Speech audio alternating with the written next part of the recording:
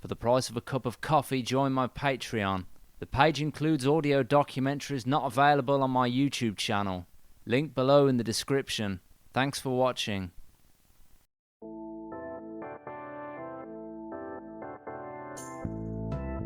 In 1968, Ringo Starr lives in a mansion located in Surrey, England. He lives just around the corner from John Lennon, and both their houses were designed in a Tudor style, though actually built in the 1920s. The thing that sets Ringo's house apart from the other Beatles is the amount of land he owns with it.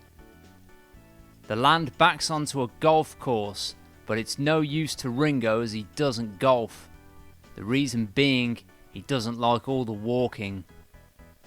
Ringo states when he walks around his garden, he thinks, "What's a scruff like me doing with all this?" A year previously, Ringo had had his house extended. Of all the Beatles' homes, Ringo's is the nicest, though he doesn't like to think what he spent on it. All the work in total cost him double the price of building a normal size house from scratch. The house contains a bar, and most rooms contain a few gold discs hanging on the wall.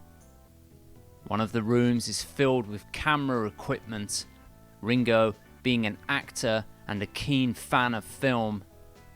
Some of the cameras he owns were used to shoot some scenes in the Magical Mystery Tour. His wife Maureen spends a lot of her time painting. Her work includes a painting of the Sgt. Pepper drum on the front cover. Maureen is a big Beatles fan and plays the records often.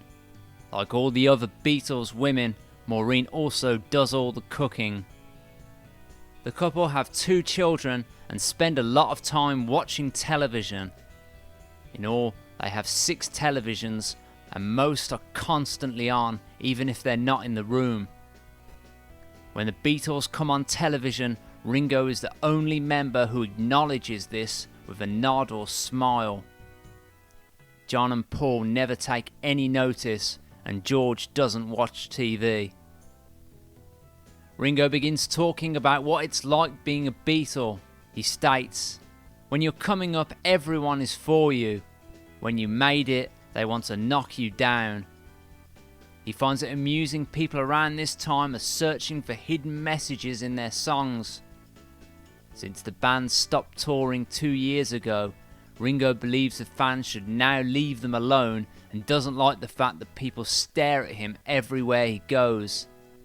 Despite this, he does agree this is not to be expected.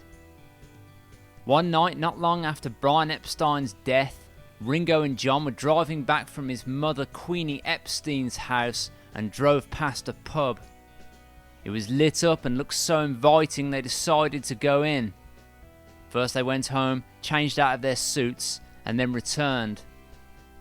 The two feared they would be pestered all night, but in the end they only had to sign a few autographs and they were left alone.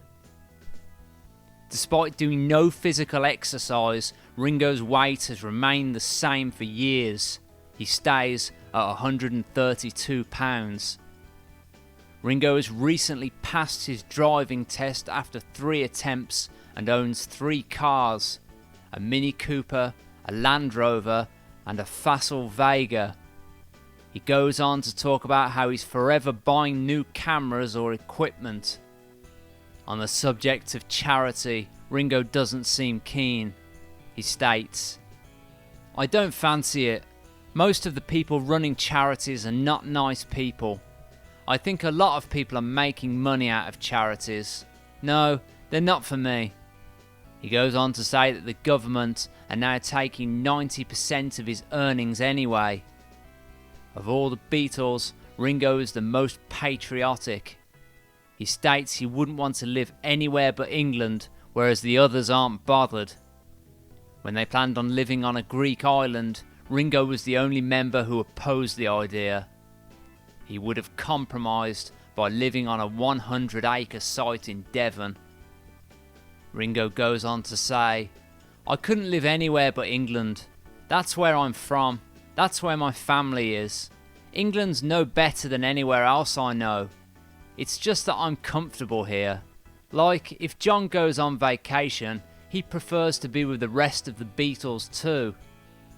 Almost mirroring John's words, he then states, "It's nice to be together." One thing that's noticed when in Ringo's home is, like John, it has a working class air about it. Paul and George's more middle class. Maureen states she often stays up till 4:30 in the morning waiting for him to come home when he's recording. She says she always has a meal ready for him when he gets in. If he's already eaten, it's no issue. Maureen takes a great interest in answering Ringo's fan mail. Maureen never refers to him as Ringo, always calling him Richie, even when replying to fan letters. She says she feels it's only polite to answer a letter someone has taken the time to write you, and talks of one fan she felt sorry for who wrote 15 letters before getting a reply. Though George was always known as the quiet Beatle, that statement fits Ringo more. He states he's always been quiet and doesn't tend to speak to the rest of the group until spoken to. Ringo believes his introverted nature is due to his upbringing. No father and a mother at work. Despite being quiet, Ringo isn't withdrawn. He's open and friendly. During the filming of the Get Back sessions, Linda McCartney can be heard saying he was the easiest Beatle to be around. While talking, Ringo briefly addresses the caricatures drawn of him exaggerating the size of his nose. He states, "I never realised I had a big nose until I was famous." On the Beatles, Ringo states, "I'm not the creative one, I know that. But out of 4 people, you wouldn't expect them all to be creative, would you?" He goes on to say he does feel strange sitting at the drums just playing what he's told to. As for acting, Ringo says he can't act, he just guesses what to do. His acting was praised in A Hard Day's Night, but he states he didn't really know what he was doing. After that performance, a lot of film offers came in. He was offered the role of Watson in a Sherlock Holmes film, but he felt it was too much to do. He finishes off by saying, had the Beatles not come along, he probably would be a labourer. He's glad he isn't though, and he's even gladder to be a part of history.